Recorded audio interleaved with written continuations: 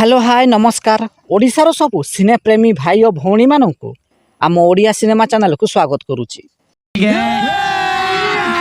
अभी मजा आएगा ना भिड़ो।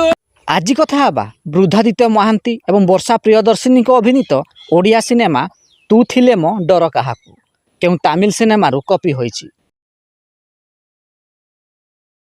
2000 मसीह रिलीज होइतिला एक तमिल सिनेमा जार ना रही पट्टू अमन। एही सिनेमाटी सही टाइम रे सुपरहिट होइतिला।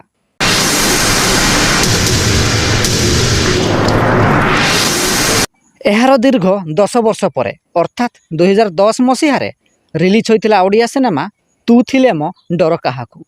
एही सिनेमा को निर्देशना देइथिले दिलीप पंडा, संगीत निर्देशना देइथिले मलय मिश्र। एही सिनेमार मुख्य भूमिका रे बृद्धादित्य महांती, वर्षा प्रियदर्शिनी, राय मोहन परिडा, महेश सीता राय, विजय महांती प्रमुख अभिनय करथिले।